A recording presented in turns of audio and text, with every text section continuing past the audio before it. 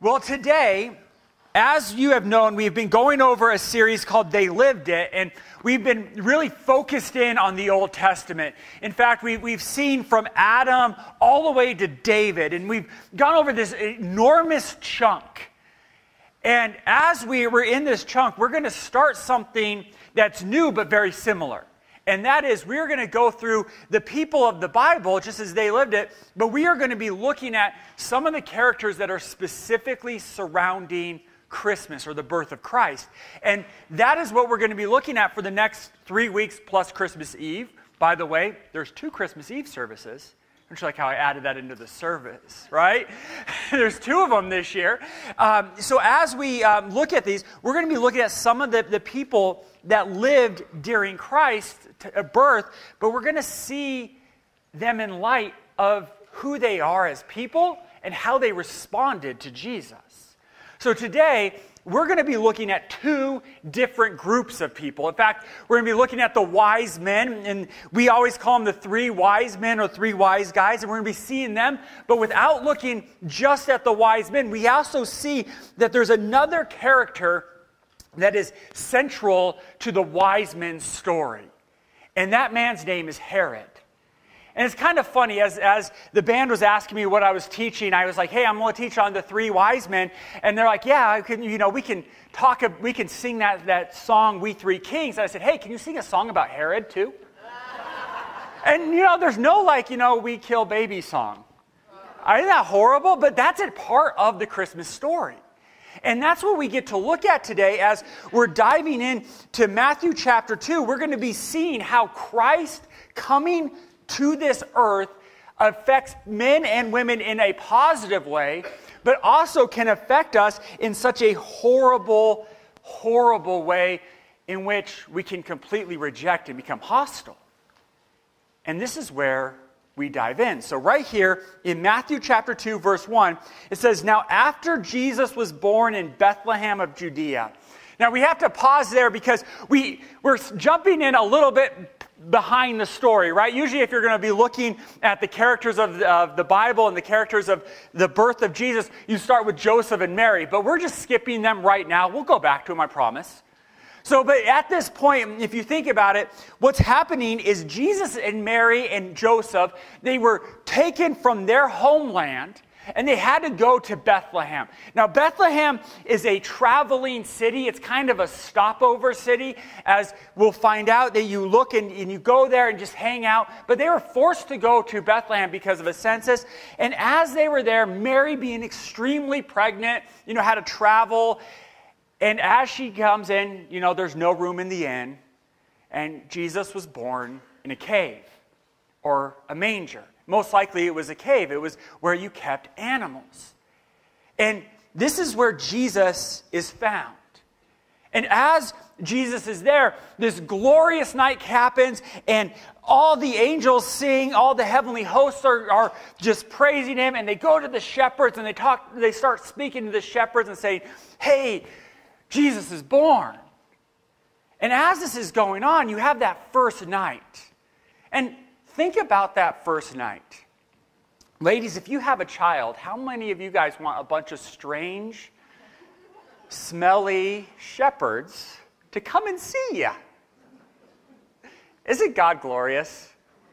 Right? He brings them in and he comes in and that happens and the excitement is there. And as this is going, they're worried about their family, but there's so much more happening in the story.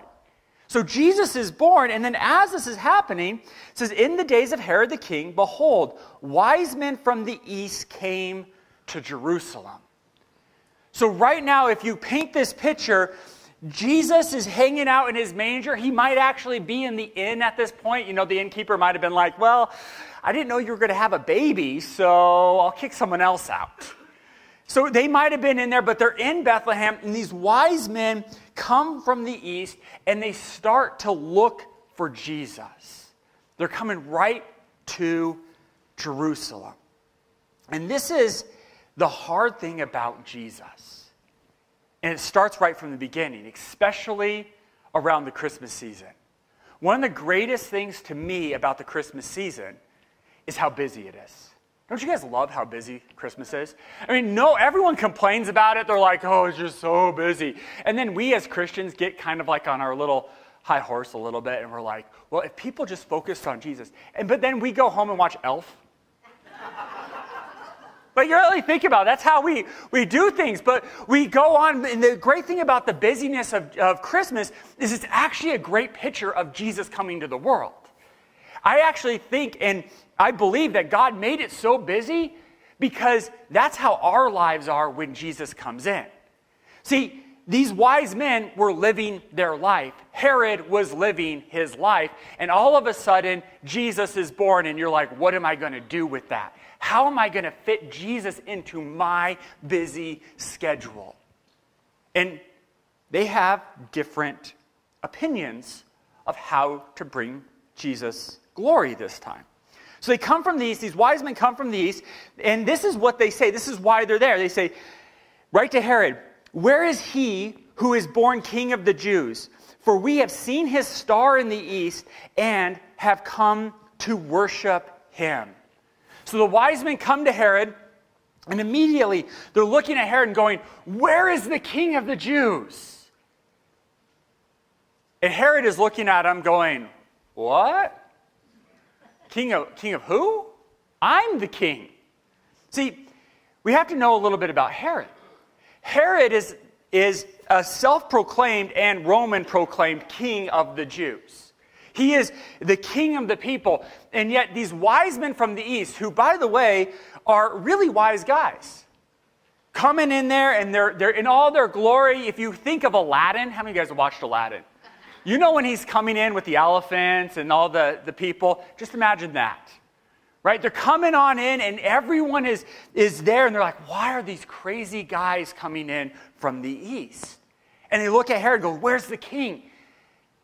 Now, why are they asking this?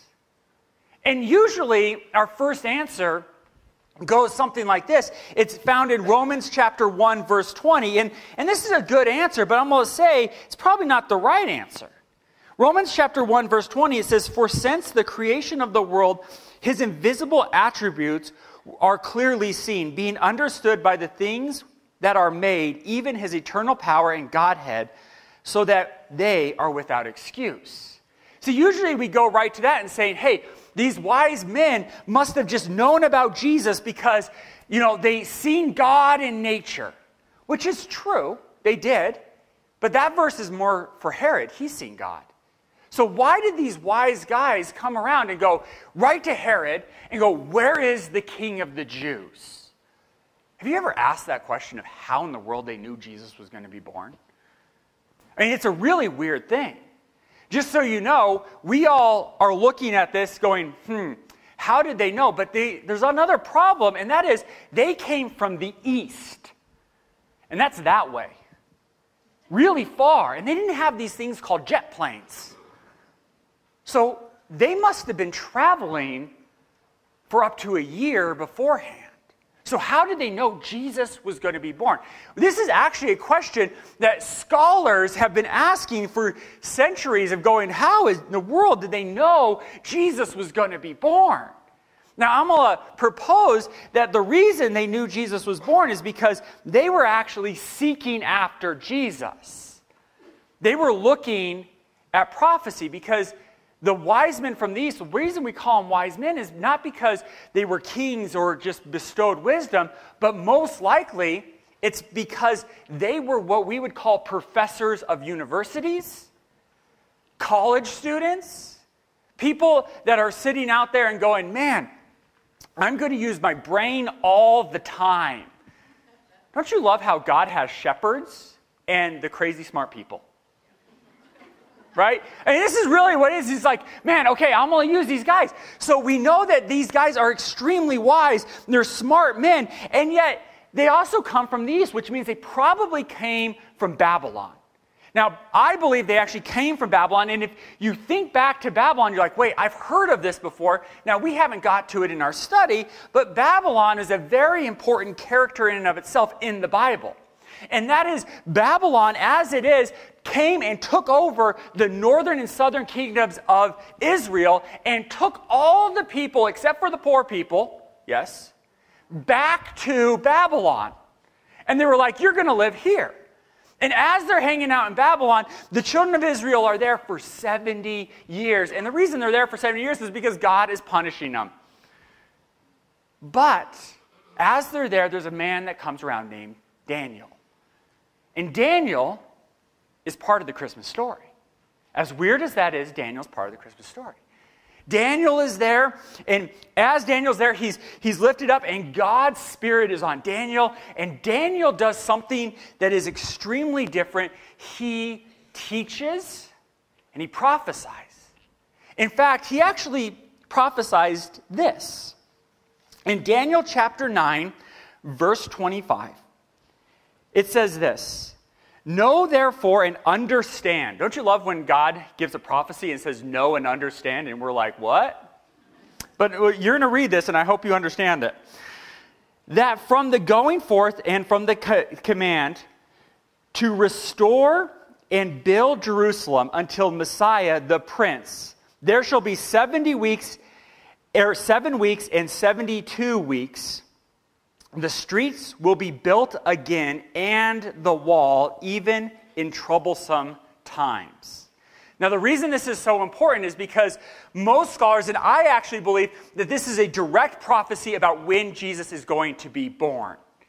Now, the time he put on there is, 7 weeks and 62 weeks, which roughly is about 400 and some odd years.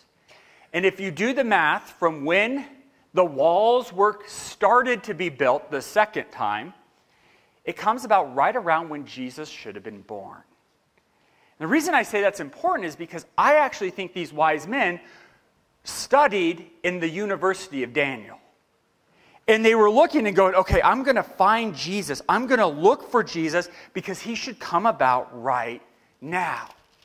And then as this is happening, they're sitting there going, okay, so what am I supposed to look for when I'm looking for Jesus? Now, the greatest thing about the wise men is this is very similar to some of us. We might have been a man or a woman that's in there going, I need to find God. How do I find God? And we start looking around and we're going, this is what I'm looking for. This is what I've found. And we find churches, we find people, we find things like that, and we look for it and study. But how do we actually know what we found? Because are they just coming to look for some random baby? No, that's actually not true at all. Because we notice in Matthew 2 that they said they found and they seen his star. Now, I love this because they didn't stop at just one prophecy. They went all the way back to Numbers chapter 24, verse 17. Numbers chapter 24, verse 17, which is Balaam the prophet, who also happens to be from Babylon area. This is what he says. He says, I see him, capital H, but not now. I behold him, but not near. A star shall come out of Jacob. See, the wise men are sitting here going, I found this Jesus guy. And they're coming, and they come right to Herod, and they're like, I found the star. Where is he? Now, think about poor Herod at this moment. You never hear him called poor Herod. But if you were at your family dinner, and you have the crazy Jesus freak there, or you are the crazy Jesus freak there, and all of a sudden you're like, let's talk about Jesus at Christmas, and you have somebody that doesn't really care or wants to hear about Jesus, they don't like you so much. Right? They're sitting there going, well, why is that? I heard from the History Channel. Don't you love those words? Yeah. It's my favorite thing. Well, what did you hear from the History Channel? Let's see. Right? So here they are. They come to Herod, and Herod has a fun response. It says, when Herod the king heard this, he was troubled, and all of Jerusalem with him. Don't you love Herod's response? What? You know, they're coming all excited going, let me tell you about Jesus. Where is he? You must have found him. Herod's like, who? Who's coming? I'm the king of the Jews. And immediately we start to see the next response. The response that is quite different than the three wise men or the wise men that come. And it's, I'm troubled, and all of Jerusalem with me. You see, this actually brings up some of the greatest points about Jesus, and that is when we come and look at Jesus, when Jesus comes to us and he reveals himself, we're forced to either be like the wise men or like Herod. And that is the truth. And the hard part is, Jesus sometimes is inconvenient. Just like the Christmas season. It's sometimes inconvenient to be worried about the things of God, to be worried about Jesus, to be worried about the reason for the season. We can say it, but it's hard for us, and we can reject it and go, well, I don't want to deal with that right now. And that's where Herod is at. He's troubled, and notice all of Jerusalem is with him. They're at a point of going, I don't really want a Messiah right now. Isn't that scary that a whole nation is against this? I don't want a Messiah. What does that mean to me? Why do I have to change? Can't Jesus just wait another 100 years? I'll deal with him later. So Herod's troubled, but Herod is sitting there going, uh-oh, so if there's another king and these wise men, remember the smartest men of pretty much the world at the time, are coming and saying he's born, Herod's probably like, I need to figure out why and what are they looking for? So this is what Herod does. It says, and when he had gathered all the chief priests and the scribes of the people together, he inquired of them where the Christ was to be born. Don't you love Herod? He immediately goes and he asks the pastor, hey, so where is this Jesus supposed to be born? It's actually really kind of sad to me that the chief priest and the high priest and the priests and the scribes were sitting there going, I don't know. So he asked them. And so they said to him, in Bethlehem of Judea, for it is written by the prophet, but you, Bethlehem, in the land of Judah, are not the least among the rulers of Judah, for out of you shall come a ruler who will shepherd my people Israel. Now we see that they come in and they're going, okay, Jesus is going to be born in Bethlehem. So what does Herod do?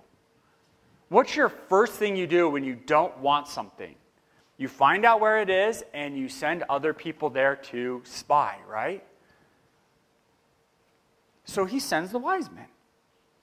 And then, in verse 7, it says, then Herod, when he had secretly called the wise men, determining from what time the star appears, and he sent them to Bethlehem and said, go, search carefully for the young child, and when you have found him, bring back word to me, that I may come and worship him also.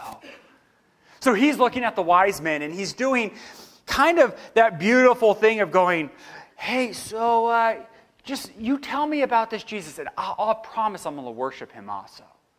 I promise I'm going to do this. He sends out these wise men to go and find Jesus. And they go to Bethlehem.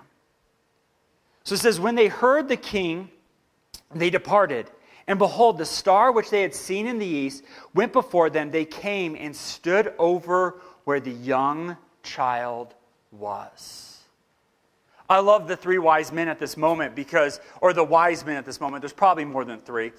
They come in and they stand over Jesus under the star, and they're gazing upon the thing, God, the child that they've been searching for. Now, think of this picture. Jesus is born to most likely a teen mother.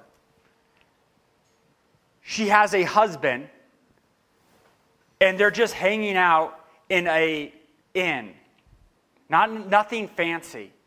They might have asked her, hey, so where was the baby born? And they pointed over to this dingy cave thing, and they're like, over there. Well, who came to see you? Well, shepherds did. And they're standing there looking at this baby going, man, he is probably not what they expected. Remember, they went right to Herod, to the king, to the palace going, he's probably there. He probably has a bassinet made of gold. Be so nice and sweet. But instead, they find this odd couple in a dingy inn and a baby that has a star over it. What do you do? What do you actually do when they come and find this Jesus in a weird spot? They sat there and found Jesus. And this is what they did. When they saw the star, they rejoiced and with exceedingly great joy. So they started praising God. I love this. You want to know why? Because it actually shows what they're seeking. They're looking specifically for Jesus. They're not looking for the hoopla. They're not looking for all the fixings. They're sitting there going, I'm looking for Jesus. God says this is what it is. And they're like, I'm okay with that because God said this is what it is. You know, it's funny because I'm willing to bet that if Jesus was Herod's son, he would have a different response, don't you think? If Jesus was Caesar's son, a different response. If Jesus was David's son, directly, first child, different response. See, they come and look at Jesus and go, I'm going to worship because God is right here. God is in this place. And as they have this great joy, when they had come into the house, so we know that they're there in the house, they saw the young child with Mary, his mother, and fell down and worshiped him. Isn't that a beautiful picture? They worshiped a baby. They fell down and worshiped a baby. And when they had opened their treasures, they presented gifts to him. Now, I described what Jesus was laying in. How many of you guys would be giving treasures to that family? Would you be sitting there going, yes, this is the family that I'm going to entrust gold, frankincense, and myrrh to? Realistically, we can often come and go, well, God, I don't really trust that person. Why did you choose Mary? I mean, she's nothing special. She was realistically a woman that wasn't of any great importance. And we can be very human with that. And we can look at it and go, I'll worship God, but I'm not going to give my gifts. But yet, that's not what the wise men did. They seen this family, and they were like, I'm going to give gold, frankincense, and myrrh. I love that picture because as we look at that picture, we see that if God trusted Mary, we can trust Mary, right? Here's the best part. If God trusts you with something, it's important, meaning we can trust somebody with that. This is what the wise men are looking at, and they give these gifts. Now, these gifts are extremely important because these gifts represent three separate things. And believe me, they're actually all found in the Old Testament, but we have to get to Herod a little bit. And we go over them, but I'm going to just really quickly tell you what they mean. And they were told by God what to bring, by the way. The first one being gold. And they brought him gold because he's the king. The second one is they brought frankincense because Jesus is the high priest. And third, they brought myrrh for his death. These are the three gifts that they give to Jesus. Now, we're not told, hey, these gifts, how much they were given of them. We weren't told what Jesus and Mary did with the gifts. Or Joseph and Mary. We don't know what happened to these gifts. I will tell you that it is most likely when Jesus started his public ministry, those three gifts were no longer in the possession of Joseph and Mary. Isn't that horrible? I mean, you gave a gift to God and God used it? Here they are, they give these gifts. It almost suggests kind of where these gifts went to. Because it says right here, they give them, in verse 12 it says, then being divinely warned in a dream that they should not return to Herod, they departed for their own country another way. And we don't know how they were divinely warned, but somehow these wise men give their gifts, divinely warned, and they leave a different way. Remember what Herod told them to do? Come back and tell me where the king is so I can worship them. Now, this is actually a really important thing for us to know. This shows that the wise men were of extreme clout in the ancient society. And the reason being is because they defied Herod's orders and they lived. Meaning Herod didn't go after them. So they went another way. And as they depart, they also, in verse 13 it says, now when they had departed, behold, an angel of the Lord appeared to Joseph in a dream, saying. So the wise men are leaving. Joseph is like, sweet, I have a bunch of gold, frankincense, and myrrh, and a child. And I'm living in this in-house thing. What do I do now? And an angel of the Lord appears to him. And as the angel of the Lord appears to Joseph, this is what it says. It says, arise, take your young child and his mother, flee to Egypt, and stay there until I bring you word. For Herod will seek the young child to destroy him. Now, this actually gives us a big insight to the birth of Jesus and where the wise man found Jesus. Now, you've probably heard, because I heard many times in my life, that the wise men probably found Jesus when he was like 2 years old and he was probably in Nazareth, right? That's actually not true, because the Bible just clearly stated that they found him in Bethlehem. Go to Bethlehem and find him. And then out of that, the angel, after they leave, warns Joseph to leave to Egypt from Bethlehem. Now, have you ever traveled with a newborn baby? You know, you get them on the airplane. The person next to you wants to move or jump out of the plane. Right? They're like, oh, it's an infant. Joseph, the husband's like, what am I going to do? This is horrible. And now you have to walk. And they didn't have the, nice jogging strollers, ones with the 3 big wheels. I mean, think about this journey. They have to go to Egypt.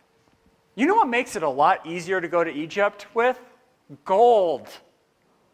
Isn't it amazing that God actually just provided their funds?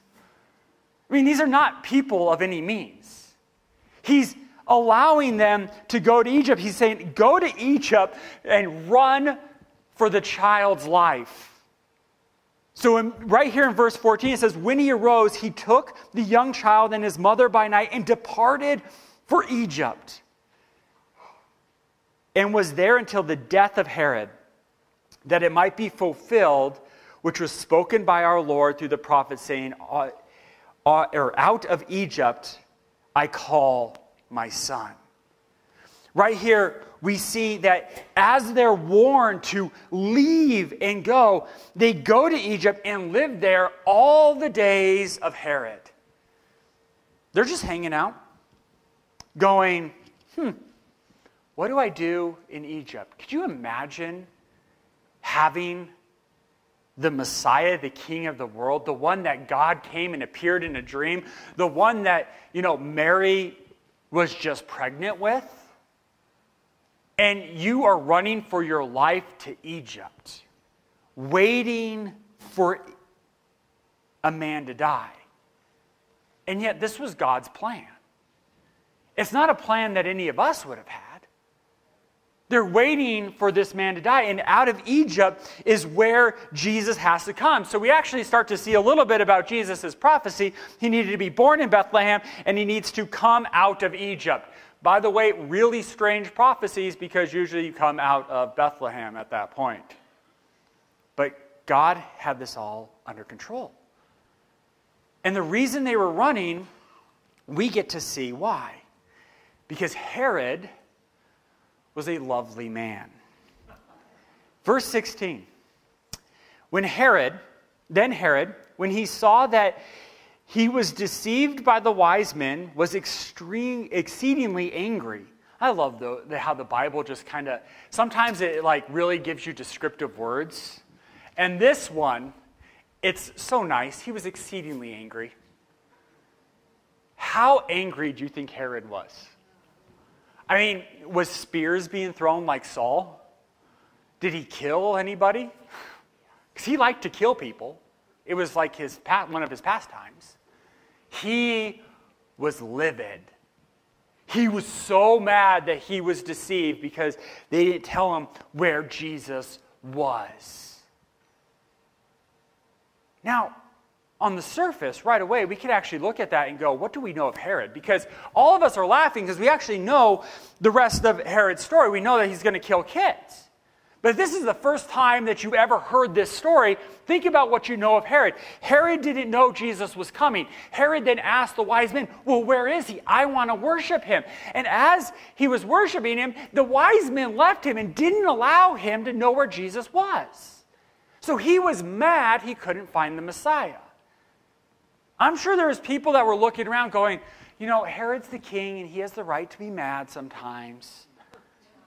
You know, he just wants to worship Jesus. He has a good heart. This is what Herod is portraying. He is asking, I want to find Jesus. But yet, we actually see why he wanted to find Jesus. Because in his anger, this is what he does.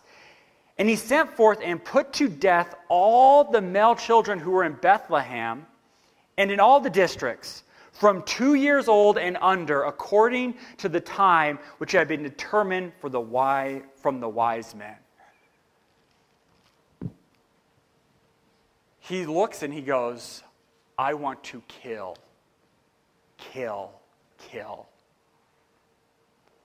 And he sends forth an army to go and kill every child 2 years and under. Now, I think Herod just was like, okay, so Jesus might have been born 3 to 6 months earlier. I'll be safe and I'll go anyone under 2. Could you imagine this order? Could you imagine how hostile Herod is at this point? Could you imagine what he has to have in his heart? It's kind of interesting, isn't it? See, Jesus was just born, and we see the wise men searching, studying, looking, going, man, I want to find this guy. And then immediately after, we see the parallel of this mad, crazy man that wants to find Jesus and kill him right away. How in the world does this happen? See, it's funny because God has told us how this happens. In Romans chapter 1, verse 21, I'm actually going to read chapter 20 or verse 20 first. It says, from the creation of the world, his invisible attributes are clearly seen, being understood by the things that are made, even eternal powers and Godheads, so that they are without excuse. So we see, and I mentioned that before, that all of creation tells about Jesus. But what happens if you're confronted with Jesus? If immediately you're bombarded with Jesus and it's the Christmas season and he is really inconvenient because, man, I just don't have any more parts of my pie to give. I just don't want to have any more added. I don't want this Jesus guy. What happens if you completely reject him? And you're like, I'm going to just eliminate it. God gives us the answer in verse 22 or 21. It says, because although they knew God, isn't that interesting? Knew God. They did not glorify him as God, nor were thankful, but became futile in their thoughts, and were foolish hearts, and their foolish hearts were darkened. Professing to be wise, they became fools. We actually see this verse come into play. Herod rejects Jesus, knows about him, and his heart is completely and utterly darkened. So he goes out and kills.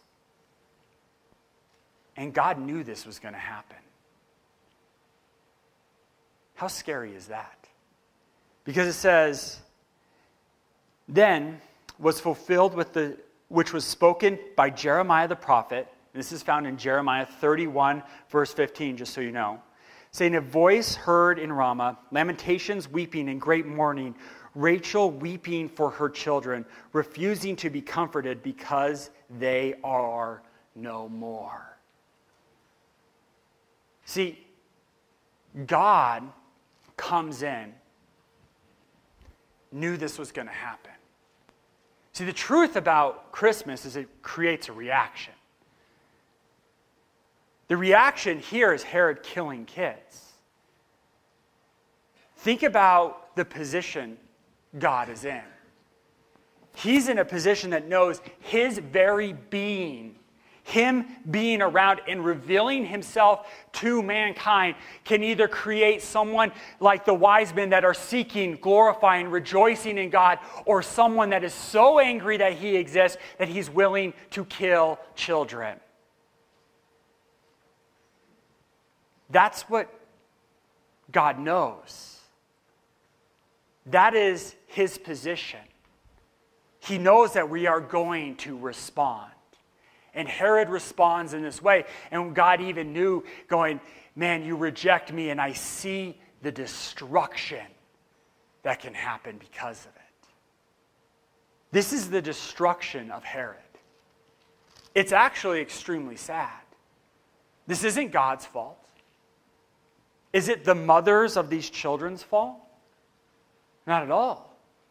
It was one man that was so angry with God that his sin affected everyone else. That's true for us. Little side note on that. Our sin will hurt other people. Did you know that? No matter what it is. Our sin will hurt other people. And Herod in this place, he comes in and God's even prophesying going, you're going to make all of the children of Rachel weep for her children because they are dead. This is what's happening. But Jesus is nowhere to be found because God divinely warned Joseph to leave. The wise men listened to God saying, get out of Dodge, don't go back to Herod in any way. So this is going on. And I'm sure Herod killed these kids and was like, sweet, done. I don't ever have to deal with that Jesus guy again. I never have to deal with the king of the Jews. I'm the king of the Jews. But he's sitting in Israel or in Egypt. And now we see this beautiful picture in verse 19. Now when Herod was dead, isn't that a beautiful picture? Because we just talked about how horrible of a man Herod is, how evil of a guy he is, and then he kills all these kids, and then God just has a way of saying, oh, by the way, guess what? My plan is so much bigger because Herod just died. Isn't it interesting that Herod didn't even live out until Jesus was at least 12? He didn't live 12 more years. And the reason we know that is because in Luke, we see Jesus go to the temple as a child. He is not in Egypt at that time. He must have been in Nazareth. We don't know how long Herod lived, but his plan, his evilness, he was out there going, I'm the king of the Jews. And this child, and he didn't even live till the child could, anyone trusted the kid. How many of you guys trust a 12-year-old? No one trusts 12. It's funny, right? No one ever trusts a young kid. This is what Herod is scared of. Herod didn't have all the time in the world. Herod died. Now, I'm sure there was great rejoicing in all of Israel going, man, the wicked witch of the West is dead. Right? The Munchkins came out, They're enjoying themselves. But Herod is dead. And as Herod dies, Joseph checked Facebook. Oh, wait, no, that's not actually what it says here. It's kind of funny how God had to give news beforehand because it didn't travel the same. It says, behold, an angel of the Lord appeared in a dream to Joseph in Egypt. So here Herod is dead, and to spread the good news, God sends an angel to tell Joseph, Herod is dead. This is what it says. It says, arise, take the young child and his mother, and go to the land of Israel. For those who sought the young child's life are dead. This is a beautiful statement. The reason it's such a beautiful statement is because we see something that happens that's very unique. And that is, the rumors of Jesus' birth are done. They're no longer.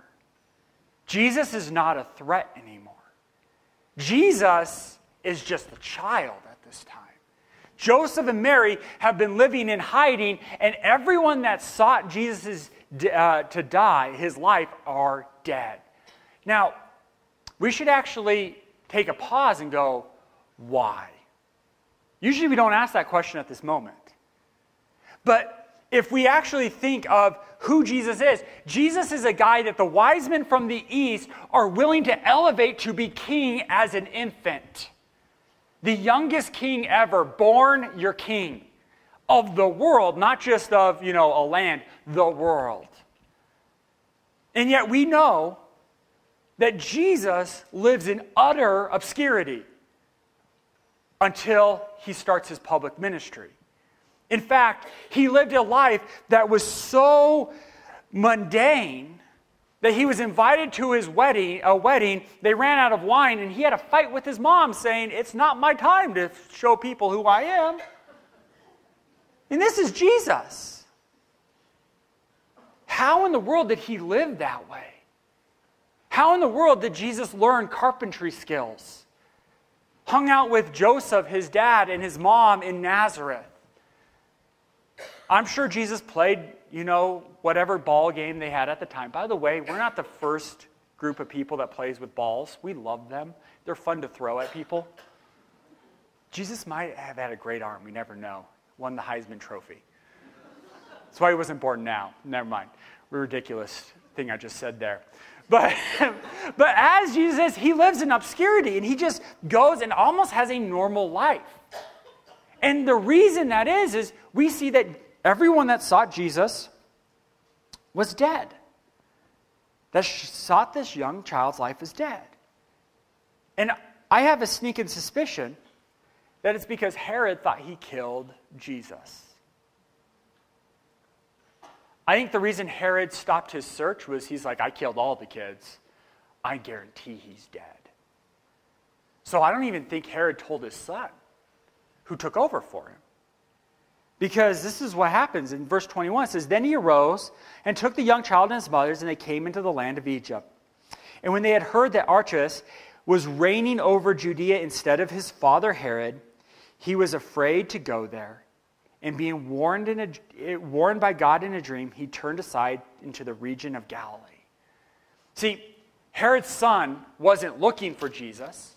I'm sure he thought he was dead, but if he was like, I'm going to go to Jerusalem and I'm going to live in Jerusalem, Jesus might have been, the perfect child. And Herod might have been like, well, I thought my dad killed this kid. He's of the wrong age. So Jesus was turned aside. Joseph was turned aside and had to go to the land in the region of Galilee. Now, Galilee is in the northern kingdom. It is in the north of Jerusalem.